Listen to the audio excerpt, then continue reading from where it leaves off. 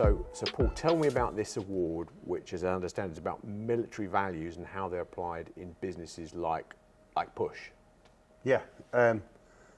Firstly, obviously, it's a real honour to be nominated for this award. I don't want to presume anything in terms of winning it, but in terms of military values, it's quite interesting because I've got a slightly different take on it. The standard military values are the two I always focus in on are the three really: discipline, integrity, and respect for others. And I think we can all sort of like see how that they're important for large organisations, to work, effectively. But if I dig it down a level, there's this thing which I always focus on called the Commando spirit or the Commando Ethos, which is much more focused around the Royal Marines and our historical commando background.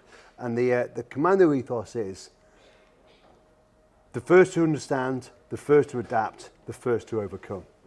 And for me, that is absolutely front and centre of what Push are doing as an organisation. Because your world is about being on the frontier of the most dynamic and unpredictable world you can possibly imagine. Every day, a new channel arises or a different channel goes down or they move something around, and what worked suddenly doesn't work. You look at the Apple iOS from last year.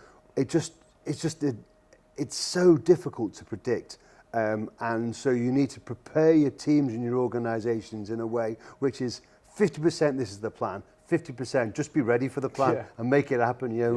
And so when we're trying to we're organised, I was just working with Mon and the guys this week about how they're restructuring the team into the 3 ADs, and for me that's all about being the first to understand. That's the absolute basic, and then adapting, just so the team is adapting and we're adapting with our clients, the Push clients, so we can help our clients to overcome that next challenge. And it's a state of mind. It's not an organisational thing, and it is to a degree a training thing, but it isn't really a training thing. It's about a state of mind, just accepting that this change is going to come, embrace it, enjoy it because it's exciting, and then just get it done. It's fascinating because when I think about the values that we have developed, I would say not accidentally, but along the way over the years, we talk about 3 core ones, but one of them is about being very open, and we need to be open because the world we're in moves very fast, which is another value, and you can't be if you're not open. You can't be fast because if you're closed up about how you retain information and so on, you just can't move quickly. But the leading value we have, which came up by all the staff gathering together many years ago, is the value of being always ahead. So that does really link into the commando mentality. And sometimes I know when as a business, if there are ever occasions where I think we've not been ahead on that one, it really gets to you, and you kind of know that that's an opportunity to improve. So we are constantly trying to make sure not just our brand, but our culture is very much ahead.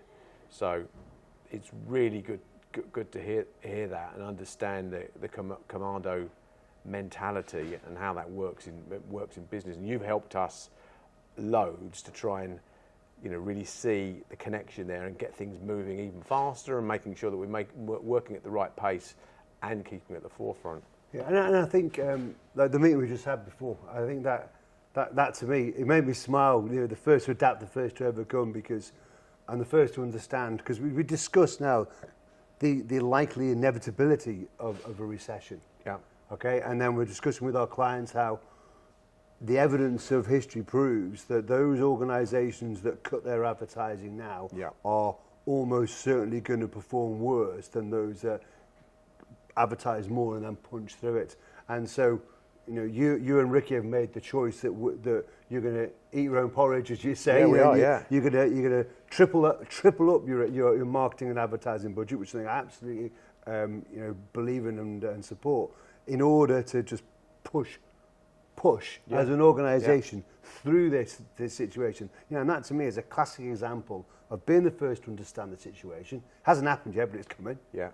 You've already adapted and you're beginning to overcome. So what better example could you have? I think we might need to realign some of the language we use in our values to be much, much closer to what you've just described, but that's brilliant, and best of luck. Cheers.